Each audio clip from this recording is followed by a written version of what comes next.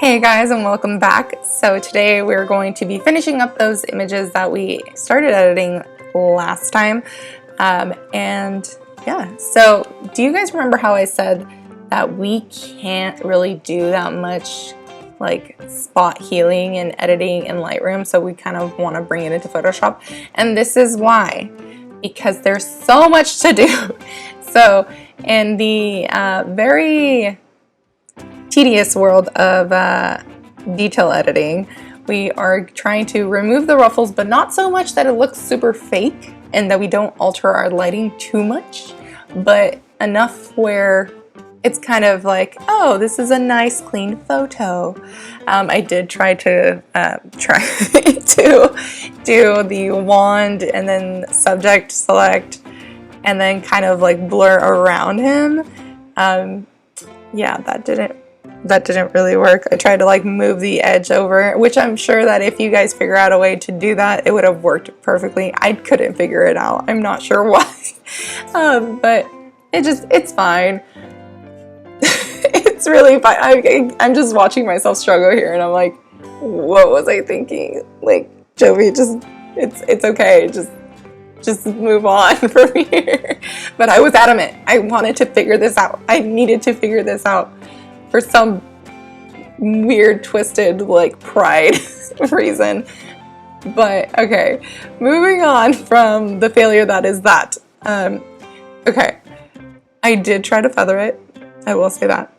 It didn't work out. I kind of want to just delete this whole section because it's just so bad. But errors or mistakes are learning opportunities, and yeah, I mean, this is a learning opportunity that I'm going to share with you guys, apparently.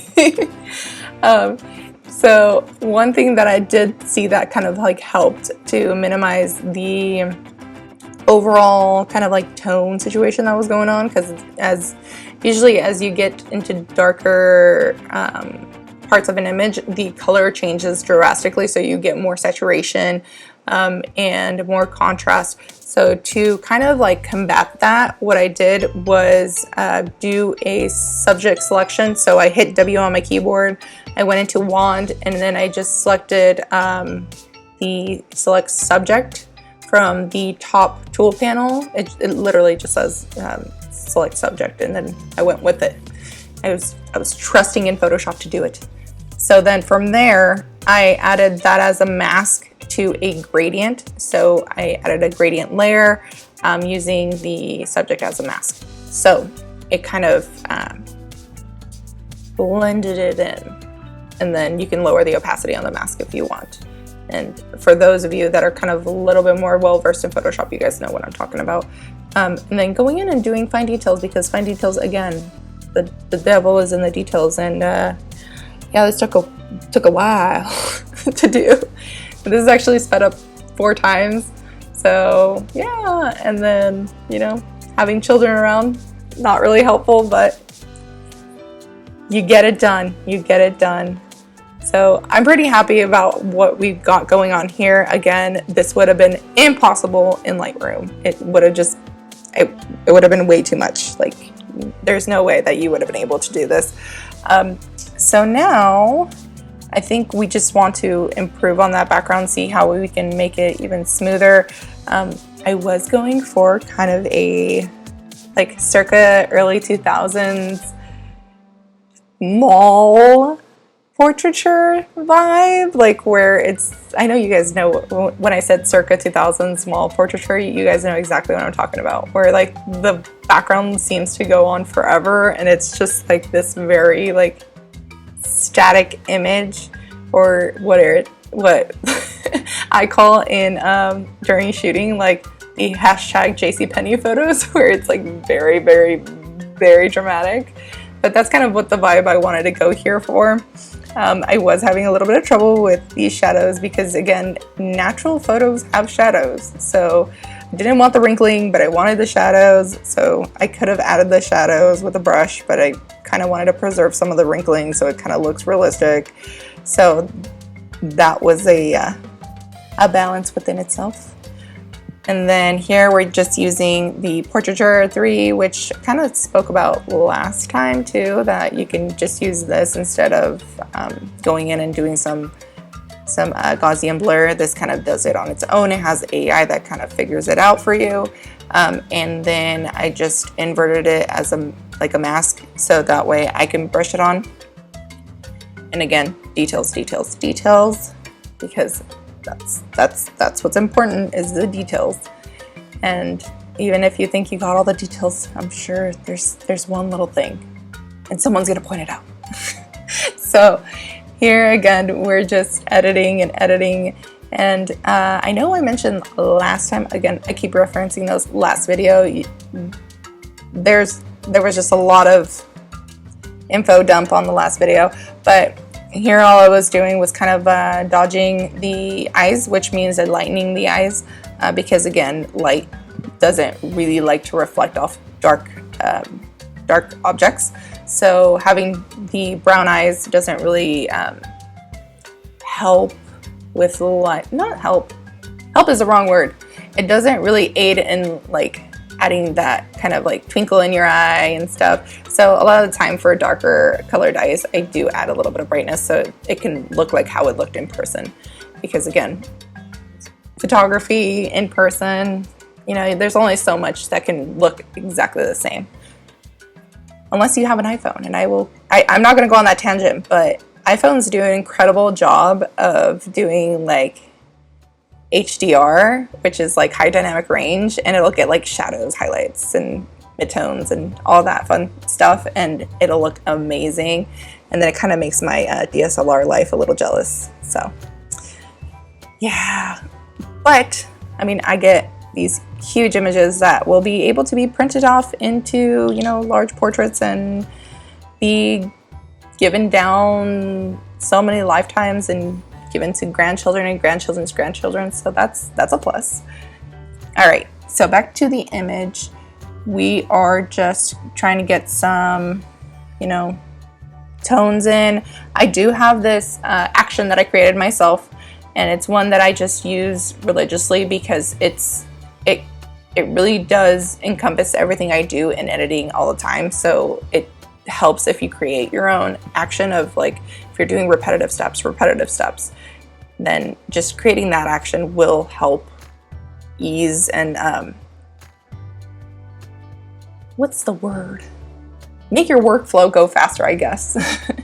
But yeah, I mean, here I'm just loading up that action that I created. I named it Vita because it was for a little girl named Vita when I first made it. So, and I kind of saw that it was necessary for all the other images. So I was like, hey, I could just use this for all my photos. And I actually been using that same action for the last, 5 years? Oh man.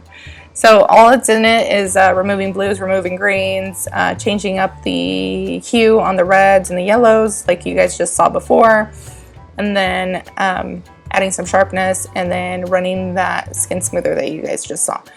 So that was just all in one, and then it kind of just tones everything down. And and it also has a HSL adjustment that will change up my whites. So all it is it brings down all the reds. It targets reds and yellows, and then it just brings down the saturation on all of them and brings up the luminance.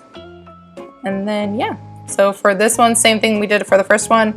Ask the baby, go in, do some fine edge detailing where we're brushing back in the baby, because a lot of the time with the edges of subject, it'll kind of like make it very perfect. So it'll be kind of not realistic where it's really sharp, like the edges are really, really sharp, which is nice if you're doing like composites and stuff. But for things like this where we want to like it look natural, then that's kind of like what we're going for. So yeah, I mean, I don't know, I hope you're learning something from here, because again, we're just rambling. But yeah, we're just checking, making sure that I'm not clipping my whites, trying to get some kind of dynamicness going on.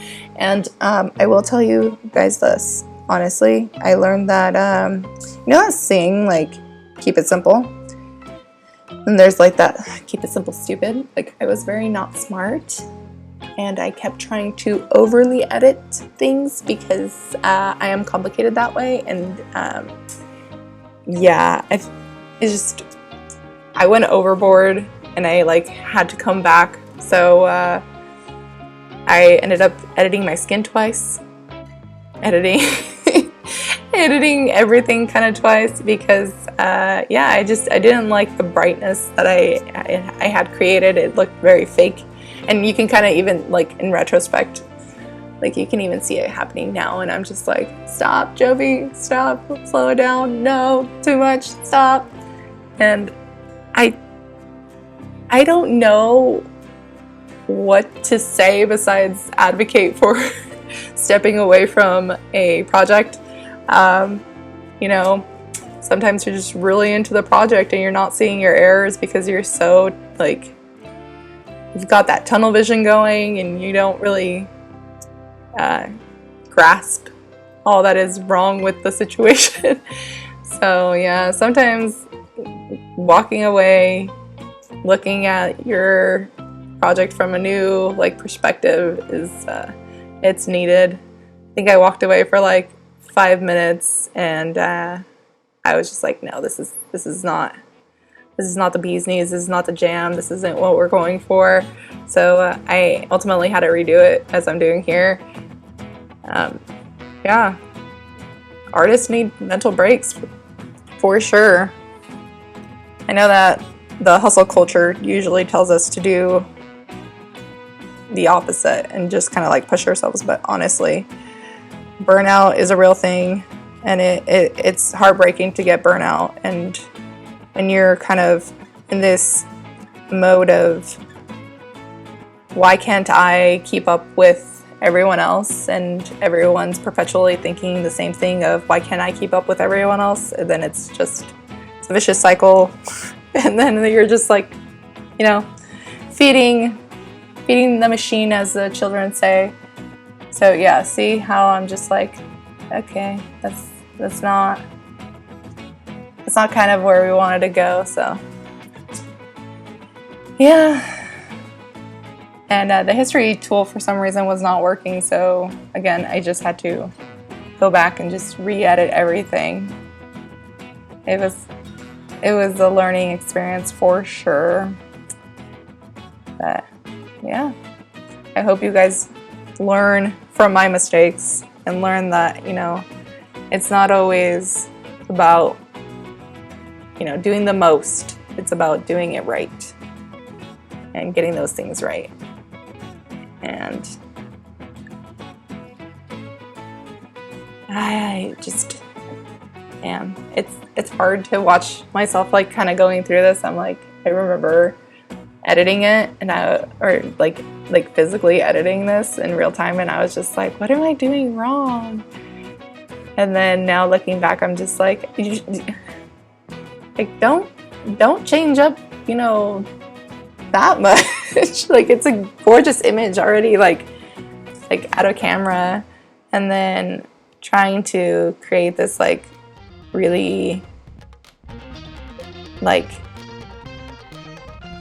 pseudo my studio kind of style of editing. It just didn't work out because obviously it's not my studio, so it's like the lighting wasn't there, the situation was completely different. So I mean, trying to edit for something that's not there is it's not advisable, and that's what I've learned, at least in the last couple days, is as long as I don't have my studio, sometimes that's okay, because then I get to learn how to let go of certain like lighting setups and, you know, editing styles, and learn to adapt. So yeah, I mean, I didn't think that this was gonna get super like deep.